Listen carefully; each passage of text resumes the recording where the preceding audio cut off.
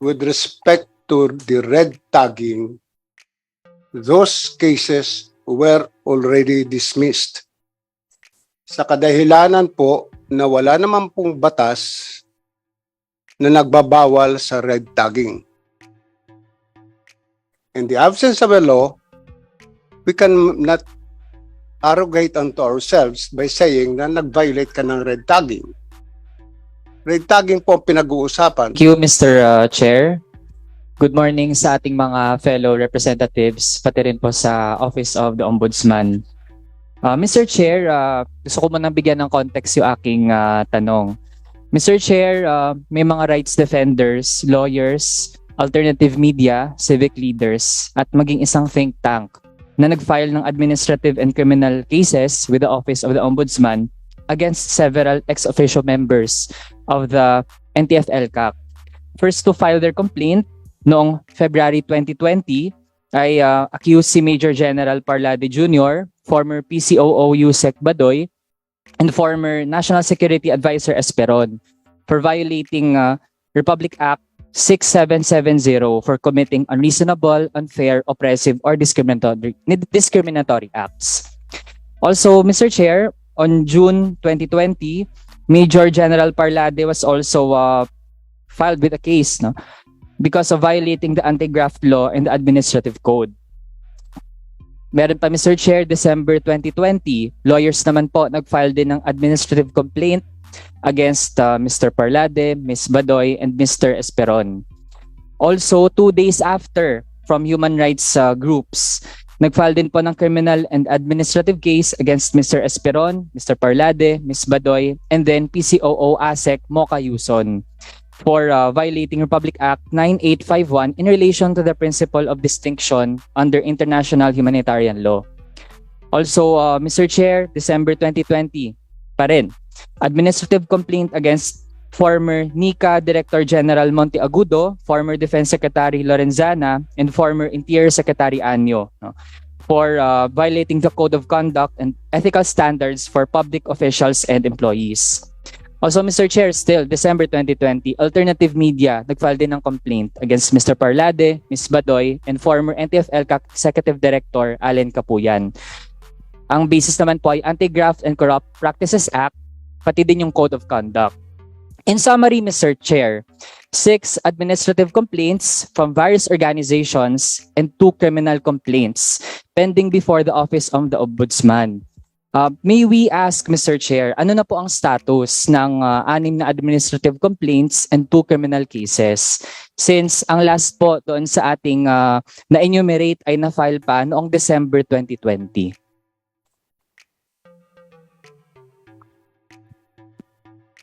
Honorable Chair, Your Honors, yung tanong po ay sa dami ng kasong yon, hindi ko alam kung anong status.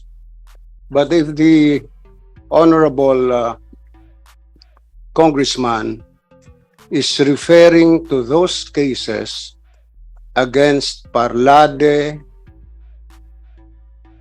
Badoy, et al., Esperon, with respect to the red tagging, those cases were already dismissed. Sa kadahilanan po na wala naman pong batas na nagbabawal sa red tagging.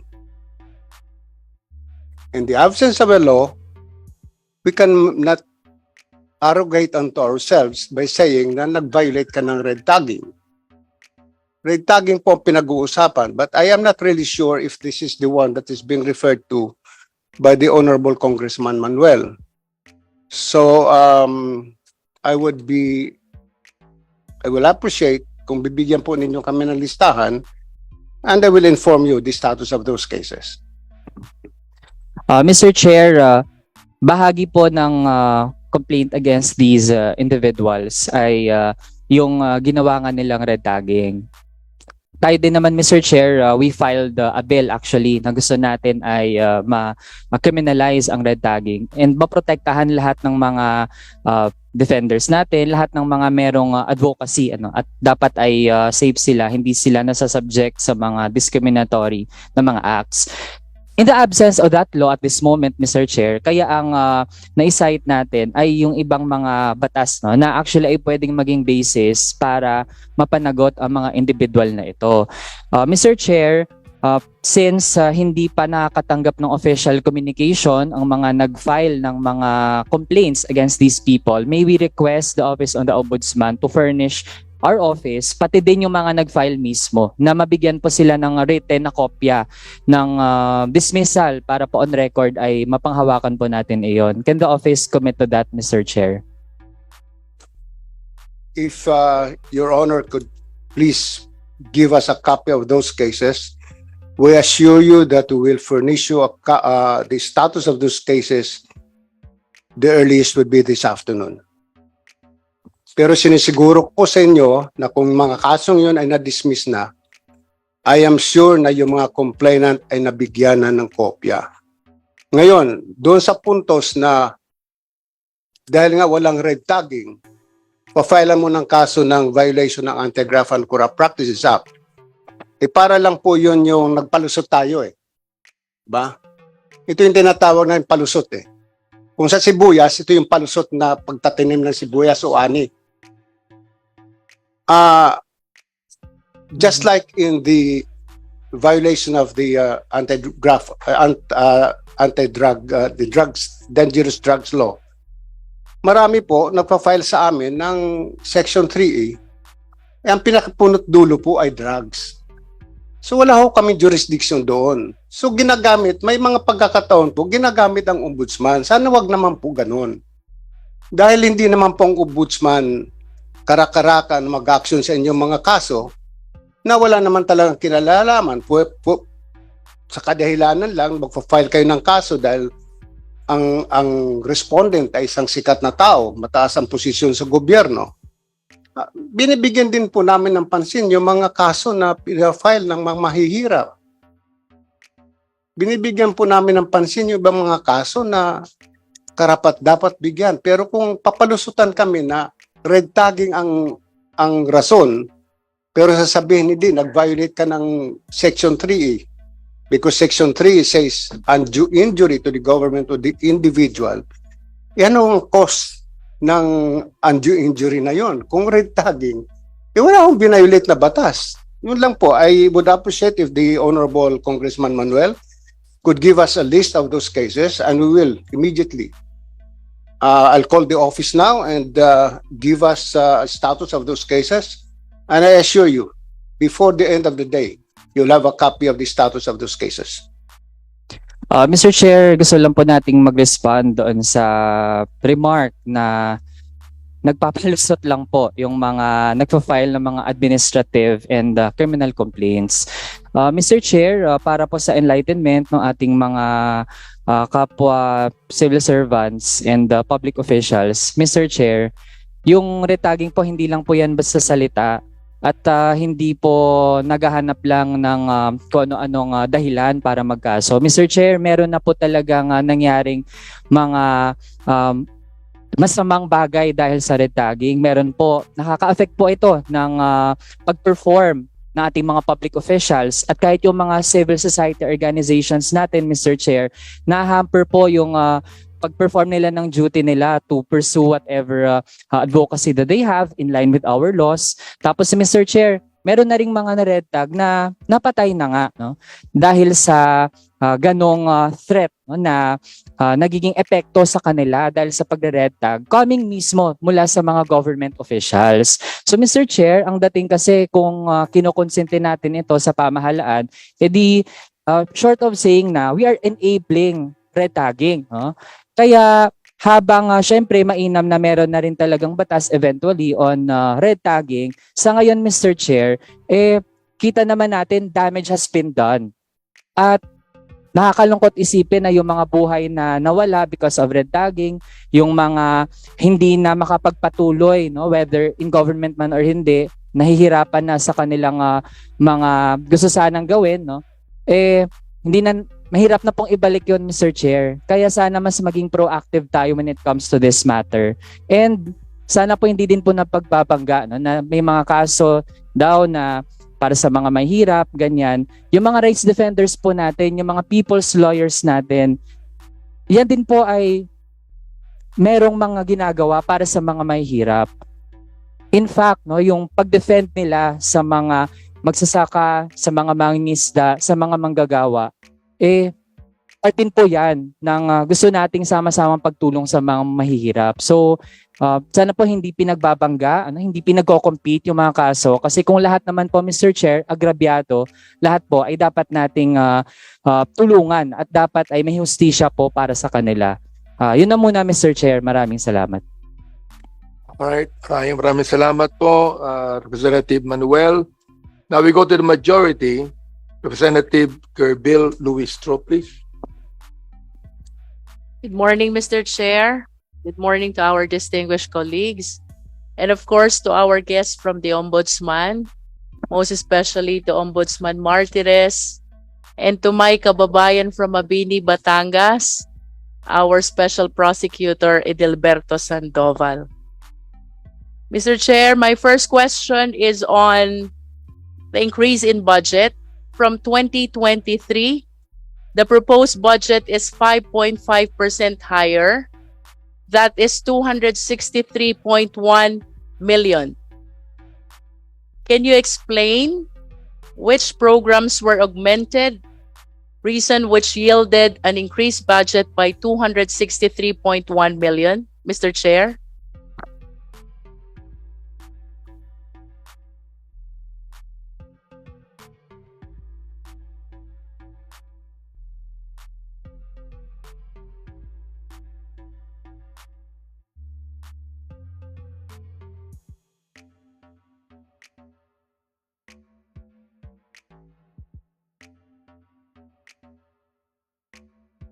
At least, Mr. Chair, can we identify the programs which were augmented that yielded this increase by 263.1 million compared to the budget for the current year, Mr. Chair? Thank you for the question, ma'am.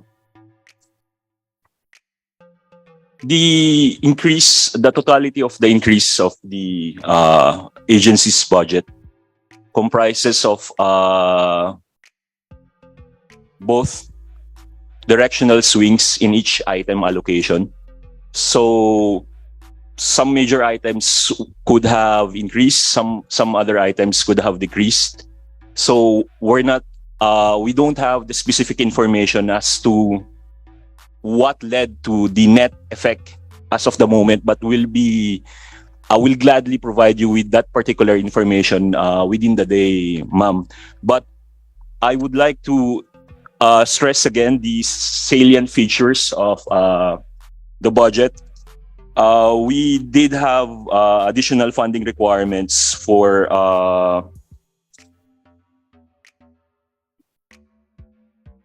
personal services requirements. So a bulk of that, to my estimation, madam, would go to the increased personal services requirements for the Office of the Ombudsman for fiscal year 2024. And then again, we would be needing additional equipments in the form of additional motor vehicles, additional office equipments, and additional communication, medical, and other properties. For these three items, motor vehicles, office equipments, and communication, medical, and other property, that would translate to roughly 120 million pesos already. Again, we would also be needing funds for the rehabilitation of the main office building amounting to 50 million pesos and additional provision for ICT requirements for 217 million. Again, unfortunately, as explained earlier, the net effect would have to be determined more specifically in a separate statement of such balances, ma'am. But we do have funding requirements for these items which I mentioned. Thank you po. Mr. Chair, the Office of the Ombudsman mentioned PS, personal service, as one of the reasons for the increase in its budget from the current year. It appears, however, from the report that from 2020 to 2024, 47% of all posts were unfilled. So can you please enlighten us how we are introducing an increase in the personal service when there remains 47% of our plantilla which are still unfilled? That is from 2020 to 2024, Mr. Chair. Yes, ma'am. Thank you for that question. Thank you for the question, Congressman Luistro. Your Honor, yung mga unfilled positions, mula na since yung office, ay talagang sinasadyang hindi namin mafilapan dahil pinag-aralan ko pa mula noon ano yung naging cause ng inordinate delay. It's just a problem, been a problem, a recurring problem. So bago ako mag-hire ng additional lawyers, pinag-aralan ko muna saan ang problema. So this year, I have decided to merge two important groups, the fact-finding investigation group and the preliminary investigation group. We will be hiring additional lawyers. We will be creating satellite offices in each of the provinces throughout the Philippines. We will be hiring additional lawyers for each of the sectoral offices para po ang magre-represent sa ombudsman sa mga cases before the regional trial courts or the municipal trial courts will no longer be the Department of Justice but the lawyers of the Office of the Ombudsman. So this year, I promise you na once naayos ko yung plantilla namin, which is already in the making before the end of the year, matatapos na, sisiguruhin ko po sa inyo na there will be additional lawyers in the Office of the Ombudsman. Investigation of cases will be speed up. Pabilisan po namin investigasyon ng mga kaso. And I have proven that na madali lang naman pala. Pwede pala kami mag-imbestiga ng cases nang walang isang taon tapos kami sa investigasyon. So with this, pagpasensahan lang po ninyo. Yung mga unfilled positions ay sinisiguro ko po sa inyo mapifill up na po yan. But if there are unfilled positions tungkol sa mga administrative personnel, maaaring alisin ko na po yon. Kasi hindi po kailangan ng ombudsman yung mga non-lawyers. Mas kailangan po ng Office of the Ombudsman mga abogado. At mas kailangan po ng Office of the Ombudsman yung IT. Problema po namin sa Office of the Ombudsman ay yung aming IT. Itong taon po nito, na-discover namin na na-hack yung aming system. Yung mga may kaso pala sa amin, kaya pala alam nila kung nasaan ang kanilang mga kaso kasi 3 tao pala ang nakatingin sa aming firewall. So, because of that, 2 of our personnel from the management information system are on preventive suspension because of this. Hindi ho biro na alam po ng respondent na ginagawa pa lang yung desisyon ay manakakakita na. So there was a time when I advised the lawyers not to use the internet of the Office of the Ombudsman. Marami po kayong problema, but doon sa unfilled position, sinisiguro ko po sa inyo, Your Honor, na within the year, we'll be hiring additional lawyers for the Office of the Ombudsman. Marami pong salamat. Justice, ilan po ngayon ang abogado ng Ombudsman? Hindi ko po masyadong maano ang bilang, but nung araw po kasi may mga bureaus na kukunti po ang abogado, ayaw ng director mag-hire. But right now, according to this data given to me, there are about a total of 353 lawyers, all in all, from the central office to the sectoral offices. So dadagdagan po namin ito ng another about 400 to 500 lawyers. Ngayon taon pong ito. Ngayong taon pong ito. And we're now starting to hire additional lawyers for the sectoral offices. Kasi hindi ko alam kung dapat kong sabihin ito. Iba-iba pa po sa yung numero ng abogado ng bawat sektor. I mean, the Ombudsman for the Visayas has a different number of personnel sa Ombudsman ng Mindanao, sa Ombudsman ng Luzon, o sa Ombudsman ng Muleo. Ang nangyari po noon ay nagpalakasan sa Ombudsman. Pag malakas ka sa Ombudsman at sinabi mo, ma'am, mag-hire ako ng additional lawyer, at sinabing okay, mag-hire ka ng additional lawyer.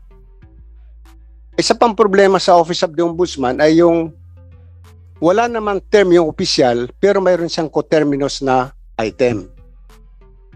Dapat ang mayroon ng coterminous employee ay yung may mga term.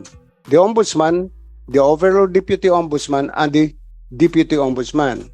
Dito po pati Director mayroong coterminous employee. Kasi nung nakaraan po